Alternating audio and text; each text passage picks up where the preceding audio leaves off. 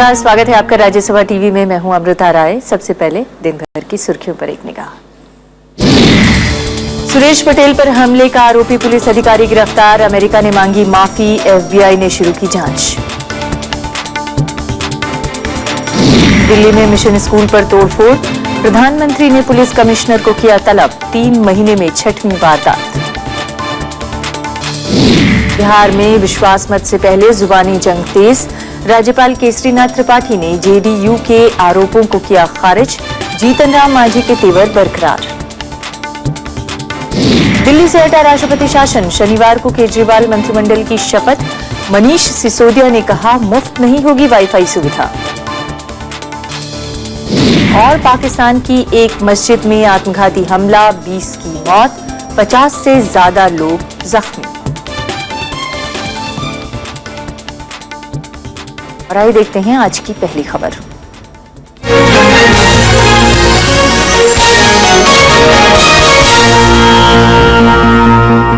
भारत के कड़े विरोध के बाद अमेरिका में भारतीय नागरिक से बदसलूकी के आरोपी पुलिस अधिकारी को गिरफ्तार कर लिया गया है और मामले की जांच एफबीआई ने शुरू भी कर दी है। इस बीच अमेरिकी पुलिस ने भी पीड़ित भारतीय परिवार से माफी मांग ली है। अमेरिका के अलाबामा में गुजरात के सुरेश भाई पटेल के साथ बदसलूकी का वीडियो सामने आया है। इसमें 2 पुलिस वाले सुरेश भाई पटेल को जमीन पर पटकते हुए दिखाई दे रहे हैं। इससे सुरेश भाई को लकवा मार गया। घटना सामने आई तो भारत सरकार ने कड़ा रुख अपनाया। अमेरिका को भी सफाई देनी पड़ी। The Secretary and the State Department certainly express our strong condolences to the family for everything that he has been through. This is being handled by local authorities, and certainly we would address any concerns through private diplomatic channels. विदेश मंत्रालय ने दिल्ली में अमेरिकी राजदूत के अधिकारी को तलब कर इस घटना पर नाराजगी जाहिर की थी। इसके बाद अमेरिकी प्रशासन हरकत में आया और उसने आरोपी पुलिसकर्मी को गिरफ्तार कर लिया। विदेश मंत्रालय ने मेडिसन काउंटी में एक वरिष्ठ अधिकारी को पीड़ित परिवार की मदद के लिए तैनात किया है। Our Consul General in Atlanta had deputed a council level official who was in Madison County yesterday. He met a lot of local officials there as well as the family of Mr. Suresh Bhai Patel and the doctors who are attending on him. Our understanding of the situation is that while there has been some progress in his medical situation, it still is a matter of concern. Suresh भाई पटेल गुजरात के नाडियाड जिले में रहते हैं। उनके बेटे चेतन America में रहते हैं। सुरेश भाई 5 फरवरी को बेटे से मिलने गए थे। अखिलेश सुमन, राज्यसभा टीवी। और इस मसले पर बातचीत के लिए कि आखिर अमेरिका में इस तरह की घटनाएं क्यों बार बार हो रही हैं, हमारे साथ पूर्व राजदूत पिनाक रंजन चक्रवर्ती मौजूद हैं। बहुत बहुत स्वागत है आपका। इस घटना के पीछे क्या संदेश आप देखते हैं? अमेरिका में जिस तरह की घटनाएं हो रही, खासतौर से एशियाई मूल के लोगों के साथ। सिर्फ एशियाई नहीं का मतलब अफ्रीकी मूल के जो लोग हैं उनके साथ भी हो रहा है। उनके साथ सबसे ज्यादा हो रहा है। अरब मूल के लोग जो है उनके साथ हो रहा है। जो और बाकी जो ये एक तो गन कल्चर है अमेरिका का, परवेजिव एक कोरोसिव गन कल्चर है, जिसकी वजह से पुलिस वालों का जो रुख है वो एकदम कि किसी तरह से अगर कोई भी संदेह हो तो एकदम उसको काबू में कैसे किया जाए, वो क्योंकि वो समझते हैं सबके पास हथियार है।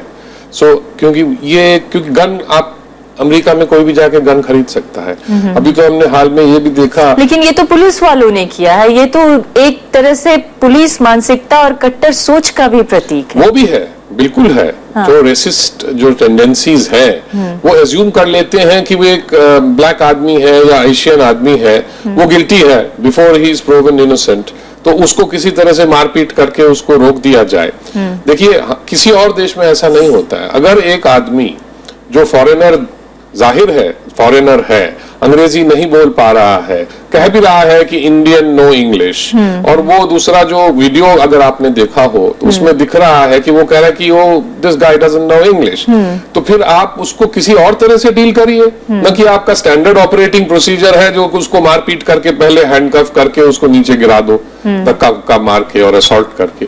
तो ये तो एकदम मतलब बैड पुलिसिंग है basically. This is not the way to do policing in a normal sort of a. अब अमेरिकी पुलिस ने माफी मांग ली है, लेकिन इसके बाद क्या हम उम्मीद कर सकते हैं? माफी मांगने से क्या होगा? उस आदमी की तो मतलब जो क्षति हुई है वो तो वापस करना मुश्किल है। ठीक है, माफी मांगा है वो अच्छी बात है, क्योंकि हम लोग डेमोक्रेसीज हैं, हमारे यहाँ इस तरह की बातें हो जाती हैं, इसलिए प्रेशर बढ़ता है, पब्लिक प्रेशर बढ़ता है, तो इसलिए माफी मांगी है उन्होंने। पर माफी इतनी बड़ी पर वो भी डेमोक्रेसी, प्रेशर इतनी पुरानी डेमोक्रेसी होने के बावजूद, सबको समानता का अधिकार देने के बावजूद अमेरिका के लोगों के अंदर और खास तौर से अगर पुलिस महकमे के अंदर समानता की सोच नहीं है, ऐसा लगता है। बिल्कुल नहीं है, वो तो लगता ही है, जाहिर है सोच नहीं है। देखिए, डेमोक्रेसी जरूर है, अमेरिका इंडिया भी डेमोक्रेसी है, पर इसका मतलब ये नहीं है, दोनों देश को आप देख लें, मैं एक तुलना नहीं करना चाहता ज्यादा, पर दोनों देश को अगर आप देख लें, असमानताएं तो है दोनों देश में, हमारे यहाँ भी है, उनके यहाँ भी है, इसलिए किसी एक को दूसरी तरफ उंगली नहीं उठाना चाहिए, ये मैं मानता हूँ। अब जैसे ओबामा जी आए थे यहाँ और लास्ट एक स्पीच में एक उंगली उठा के चले गए हैं, मैं तो कहता हूँ वो अपने गरिमान में पहले झांके, पहले अपने देश में क्या हो रहा है उसको देखें, और वो फर्स्ट ब्लैक प्रेसिडेंट है अमेरिका के, और ब्लैक्स के साथ उस उन्होंने अपने मुल्क का भी उदाहरण दिया, इवन अपने को भी उन्होंने, वो तो खैर उन्होंने बड़ा करके देखा लैंडस्केप को, पर उन्होंने बोला कि हमारे यहाँ भी है, चलिए हम लोग डेमोक्रेसीज हैं, हम इस तरह की बातें हम समझते हैं और हम इसको मान भी लेते हैं, क्योंकि दोनों डेमोक्रेसीज है। मैं तो समझता हूँ कि ठीक है, हम लोग को अपने गरिमान में झांकना चाहिए, पर डेमोक्रेसी की तो ये खासियत है कि पब्लिक डिबेट है, पब्लिक लोग जो आप कहना चाहते हैं आप कह सकते हैं, तो ये तो अच्छी बात है। लेकिन जो शख्स जिनके साथ ये हादसा हुआ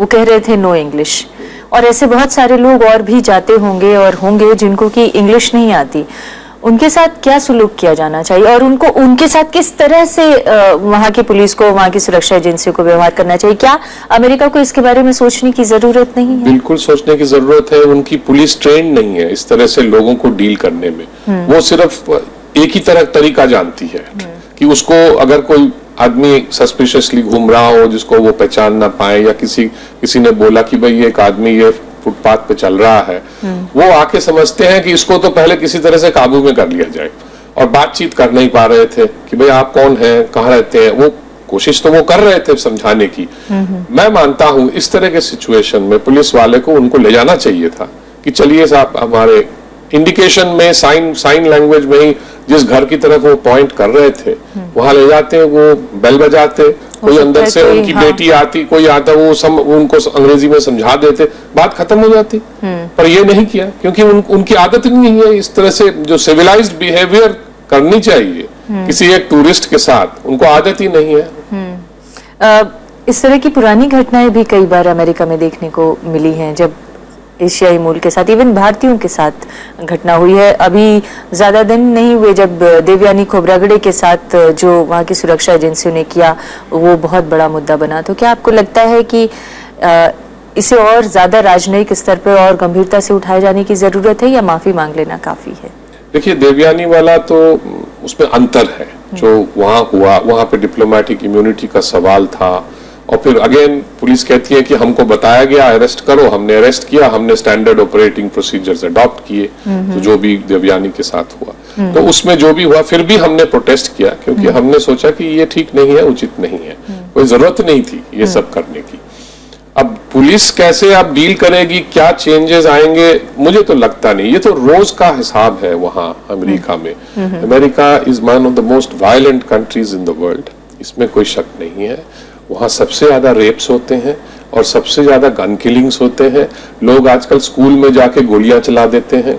तो ये अमेरिका को सोचना पड़ेगा कि इस तरह का कल्चर वो America is a big country, America is a great country, but ये इस तरह का जो कल्चर है, जो डाउन साइड है अमेरिकन सोसाइटी का, ये तो उनको सबसे पुराना डेमोक्रेटिक देश होने के बावजूद सबसे कट्टर सोच भी देखने को मिल रही है। बहुत बहुत धन्यवाद हमारे इस चर्चा में शामिल होने के लिए। उम्मीद है कि जरूर आने वाले दिनों में कुछ आत्म विश्लेषण की प्रक्रिया शुरू होगी वहां पर। बहुत धन्यवाद। बिल्कुल, थैंक यू। तो ये थी आज की हमारी पहली खबर।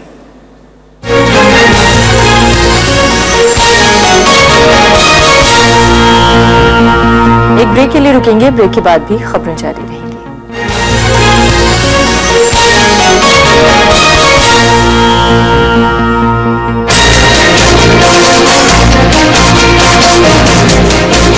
क्रिश्चियन स्कूल में वारदात, बेखौफ हैं अपराधी। देखिए पहली खबर, प्रधानमंत्री सख्त, आज रात 8 बजे। सुर और लय की दमक, मेवाती घराने की नई पीढ़ी की नुमाइंदगी करता एक अनमोल सितारा। मेरे गुरुजी पंडित जसराज जी के एक रिकॉर्ड हाथ लगी, उसमें उनका गाया हुआ पुरिया और अड़ाना था। वो रिकॉर्ड ने मेरी जिंदगी को पूरा बदल दिया, पूरा टर्न कर दिया। मिलिए शख्सियत में प्रीतम भट्टाचार्य जी से सिर्फ राज्यसभा टीवी पर। लगता है कि सरकार जो है वो फूड सिक्योरिटी यानी खाद्य सुरक्षा कानून को खत्म करने की दिशा में आगे बढ़ती हुई दिख रही है। केवल कानून बना देने से बात नहीं बनती है, you will have to arrange the money. Money कहाँ से आएगा? इसमें पॉलिटिकल दोगलापन है जो अच्छा नहीं लगता। आपको करना है तो दबंग होके छाती ठोक के बोलिए कि हम करना चाह रहे हैं। That is really unconvincing. Just to save a little bit of money, you're going to deprive huge numbers of people of food security. I don't think you can justify that. आजादी रोटी नहीं, मगर फिर दोनों में कोई बैर नहीं। भूख अगर बेताब हुई तो आजादी की खैर नहीं। देखिए सरोकार सिर्फ राज्यसभा टेलीविजन पर। खबरों का संसार, भारतीय समाज के ऊपर टेलीविजन का असर बढ़ गया काफी। मीडिया पावरफुल है, गायब है सरोकार। 10-10, 12-12 चैनल बड़े बड़े घरानों ने खरीदे हैं। प्रिंट मीडिया की एक सीमाएं हैं। बाजार की मार, टेलीविजन सेलिब्रिटी का निर्माण। मीडिया कितना जिम्मेदार? सब चीज बॉटम लाइन पे आ गई है कि उस पे इतना खर्चा होगा, उससे कुछ मिलता है कि नहीं मिलता। देखिए मीडिया मंथन शनिवार दोपहर 12 बजे, शाम 7:30 बजे और रविवार शाम 4 बजे।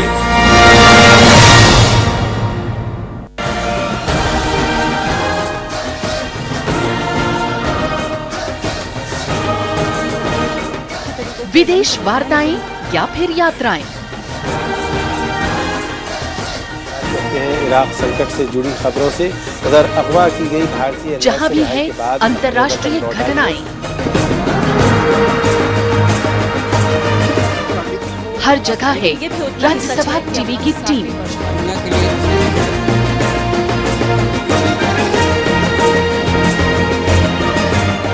भारतीय टेलीविजन का एक चमकदार चेहरा, राज्यसभा टीवी।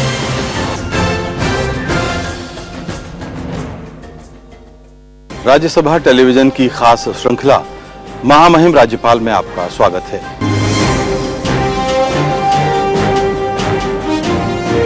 स्वैच्छिक क्षेत्र है, ये लोकतंत्र का 5वां स्तंभ है। लोकतंत्र को बनाने में, लोकतंत्र को संवर्धित करने में, लोकतंत्र को सुधारते रहने में ये बहुत बड़ा काम। महामहिम राज्यपाल में इस बार गोवा की राज्यपाल मृदुला सिन्हा से मुलाकात, सिर्फ राज्यसभा टेलीविजन पर।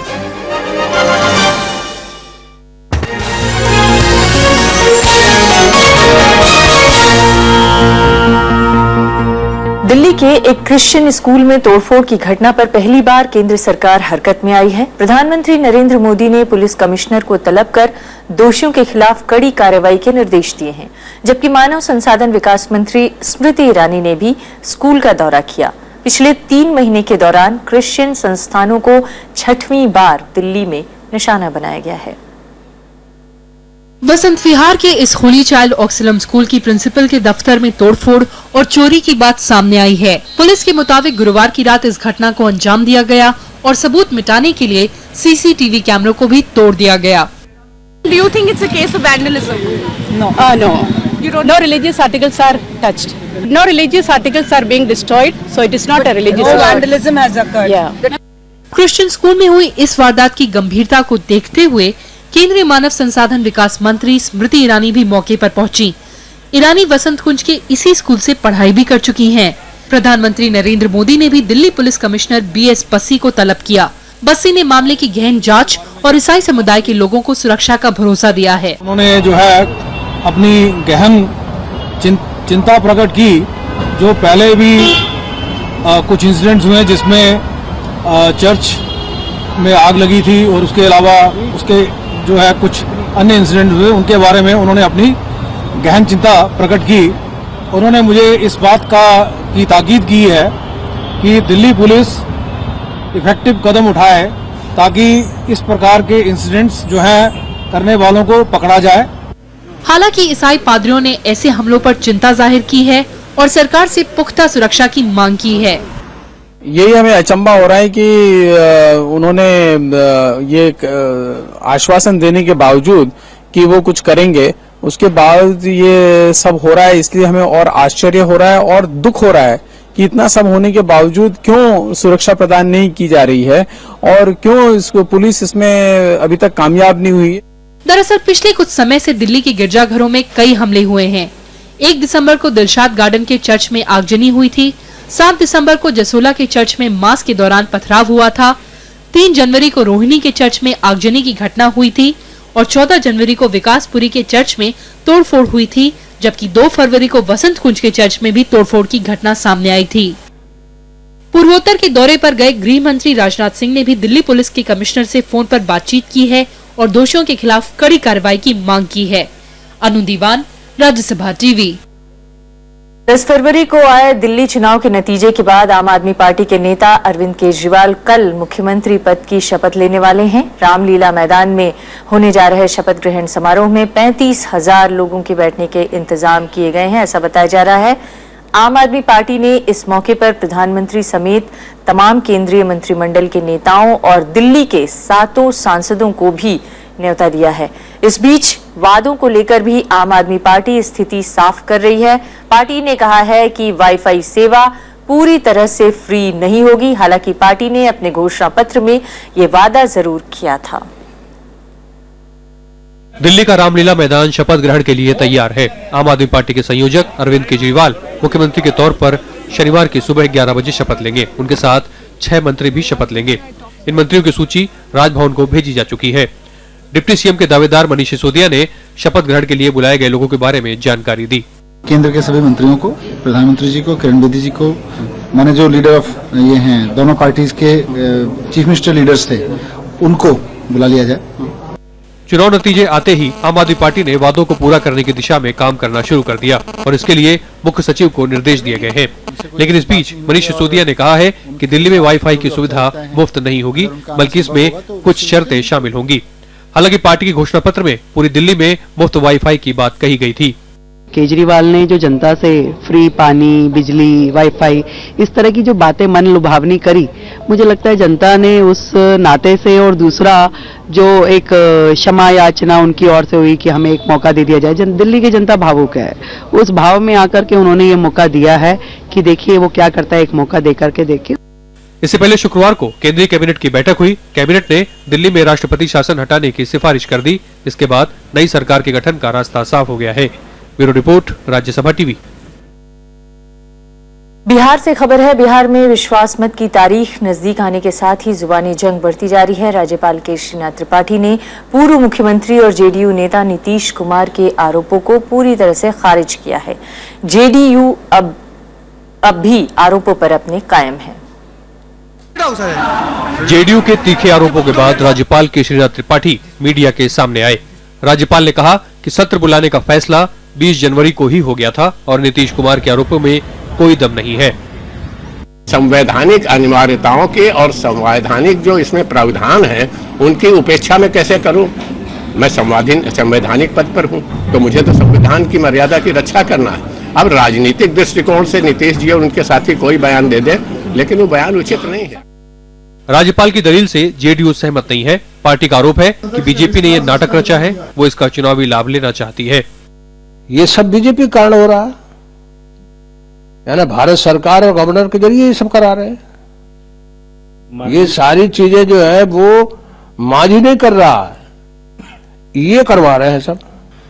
हालांकि बीजेपी जेडीयू के आरोपों को सिरे से खारिज कर रही है।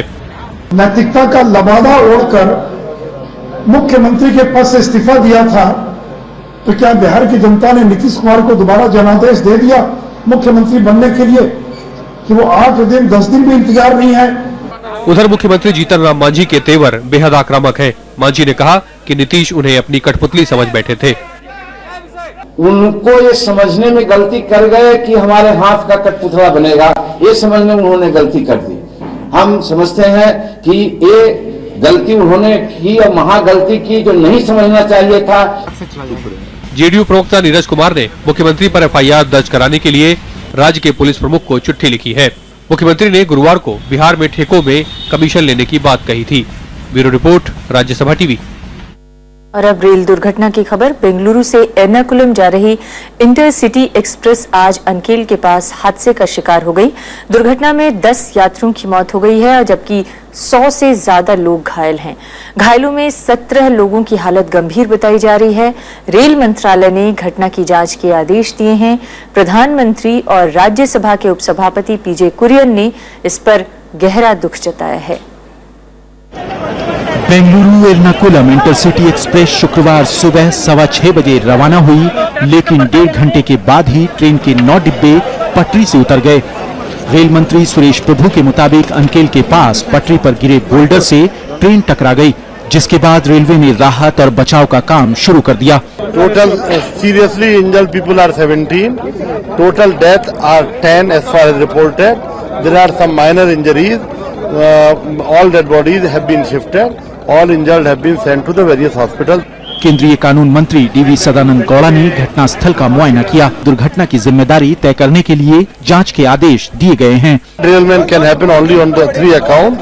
Number 1, it could be due to over speeding on the spot. Number 2, it could be due to mechanical flaw in the railway track. Third, it could be mechanical flaw in the bogies. परिजनों को जानकारी देने के लिए Bengaluru city railway station और घटनास्थल पर help desk बनाया गया है। रेलवे ने मृतकों के परिजनों को 2 लाख रुपए की आर्थिक मदद देने का ऐलान किया है। गंभीर रूप से घायलों को 50,000 और मामूली रूप से जख्मी को 20,000 रुपए की मदद मिलेगी। Bureau report, Rajya Sabha TV. देश में स्वाइन फ्लू नाम की बीमारी का खतरा लगातार बढ़ रहा है। केंद्र सरकार ने स्वाइन फ्लू से निपटने के लिए राज्यों को नए दिशा निर्देश जारी किए हैं। इस बीच कांग्रेस ने भी देश में बढ़ते स्वाइन फ्लू के खतरे पर चिंता जताई है। अब तक इस बीमारी से 450 से ज्यादा लोग अपनी जानें गंवा चुके हैं। हिमाचल प्रदेश में 2 मेडिकल छात्रों में स्वाइन फ्लू के लक्षण पाए जाने से हड़कंप मचा है। हालांकि राहत की बात यह है कि इलाज के बाद उनकी हालत में सुधार हो रहा है। हमारे यहाँ पे 3 केस पॉजिटिव आए हैं और उनकी ट्रीटमेंट जो चली हुई है, स्वास्थ्य जो ठीक हो रहा है डे बाय डे, अभी इम्प्रूवमेंट काफी हो गई है। देश के दूसरे राज्यों में स्वाइन फ्लू तेजी से पांव पसार रहा है। हिमाचल प्रदेश ही नहीं बल्कि राजस्थान, गुजरात, महाराष्ट्र, मध्य प्रदेश, पंजाब, दिल्ली, छत्तीसगढ़, उत्तर प्रदेश समेत करीब 1 दर्जन राज्यों में ये बीमारी आम लोगों के साथ साथ प्रशासन के लिए चिंता का विषय बना हुआ है। सबसे ज्यादा कहर राजस्थान और गुजरात में मचा है।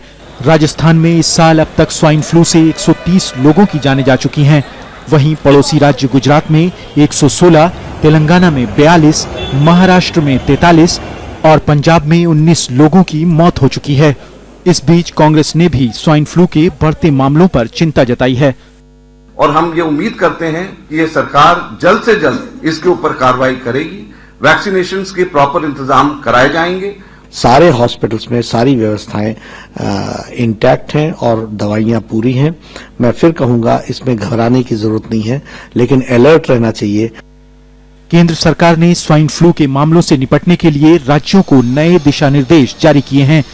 राज्यों से कहा गया है कि वे स्वाइन फ्लू के मरीजों की जांच, उन्हें अलग रखने और उनके इलाज की पूरी व्यवस्था करें। Bureau report, Rajya Sabha TV. Pakistan के पेशावर में आज एक मस्जिद के बाहर हुए आत्मघाती हमले में 20 लोग मारे गए हैं, जबकि 50 से ज्यादा लोग जख्मी हुए हैं। ये हमला जुमे की नमाज के बाद हुआ। मस्जिद में 3 आत्मघाती हमलावर दाखिल हुए थे। एक हमलावर ने खुद को उड़ा लिया, दूसरे हमलावर को सुरक्षा बलों ने मार गिराया और तीसरे को जख्मी हालत में गिरफ्तार कर लिया गया। 2 हफ्ते पहले भी इसी तरह का धमाका सिंध प्रांत के शिकारपुर जिले में हुआ था, जिसमें एक मस्जिद पर उस समय भी हमला हुआ था और उस वक्त 61 लोग मारे गए थे। पेशावर में पिछले साल दिसंबर में एक स्कूल में हुए आत्मघाती हमले में 150 से ज्यादा लोग मारे गए थे, जिसमें ज्यादातर स्कूली बच्चे थे। इसकी जिम्मेदारी तहरीक-ए-तालिबान पाकिस्तान ने ली थी। इस बुलेटिन में फिलहाल इतना ही। नमस्कार।